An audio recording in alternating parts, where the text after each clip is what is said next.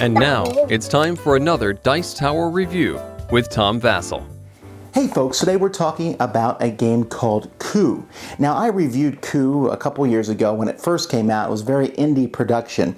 Now it's being done, well, pun, now it's being done by Indie Boards and Cards, but they're actually a full-fledged publisher, best well known for their game, The Resistance. And in fact, the people from this game is set in that same Resistance world. Not like that really matters much, but it does give the game some cool artwork and, ooh, a shiny box. This was a Kickstarter game, but it's a game that goes up to 6 players. It's a very short game, a bluffing game. Even if you've seen my other review, I'm not going to say much different here. You're just watching it for the new components. But if you've never played Coup before, this is how you play it.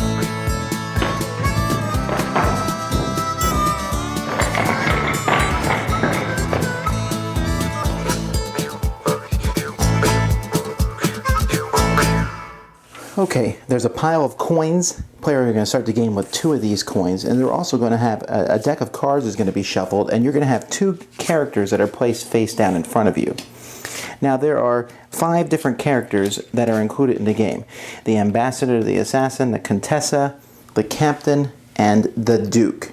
So you can see here this artwork of these stern-looking people. You'll know what you have, but no one else knows what you have. Now, on your turn, you can take one action, and if you have 10 or more coins, then you have to pick Coup. Other than that, you can take any action you want. And then it goes to the next person's turn. Now, what are the actions? For one action, you can take a coin. All right, easy enough. Or you can take 2 coins. The problem is if you take 2 coins and another player has the Duke, they basically say, I have the Duke, and they stop you from taking 2 coins.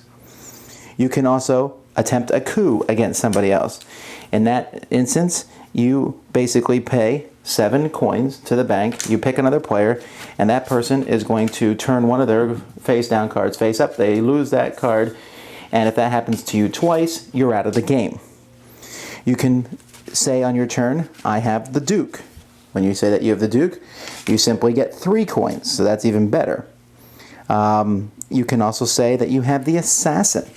If you say you have the Assassin, you pay only 3 coins. Rather than the normal 7 you pay for a coup, you only pay 3 coins, and someone else will lose one of their characters. Unless, of course, that person says they have the Contessa. This is really the only use she is. She blocks the Assassin.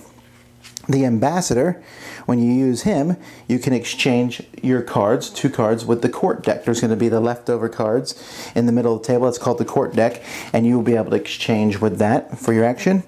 And then the Captain, you can steal 2 coins from another player. Both the Captain and the Ambassador can be declared to block someone else stealing coins. Now, the catch of the game is this. Basically, you can say you have any characters you want. The other people don't know what you have, and so you could be lying. However, someone can call you out on your lie. If they do call you out on your lie, and you were correct, you said, I have the Captain, they say, no, you don't. Yes, I do have the Captain, then that person will lose one of their characters, which could put them out of the game. If I was lying, then I will lose one of my characters, which could put me out of the game. Games are going to be very quick, you can see, because you only have 2 chances, and then you're out.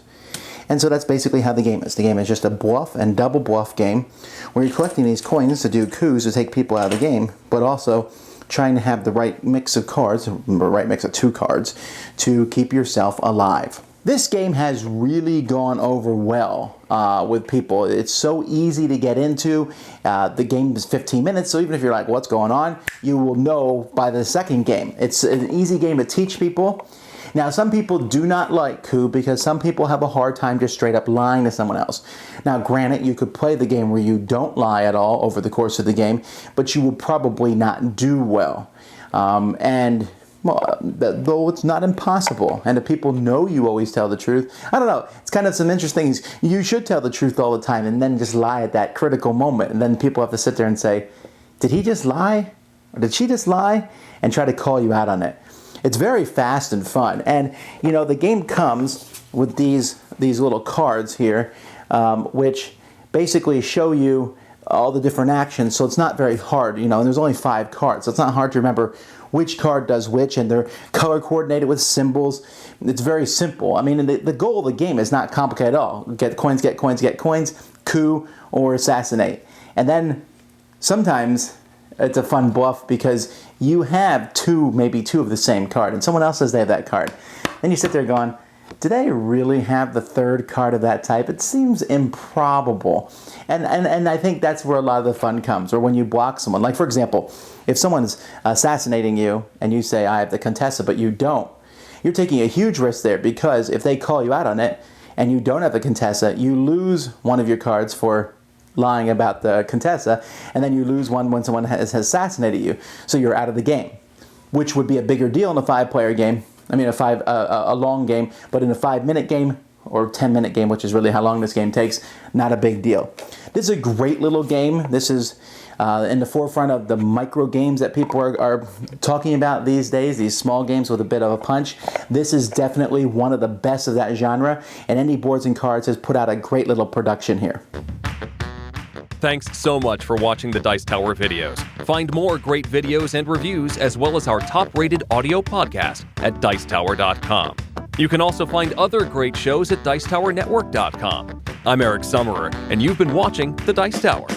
The Dice Tower is sponsored by Cool Stuff Inc., where you can find great games for great prices. Cool stuff in stock. Check them out at CoolStuffInc.com. Shut the door. There.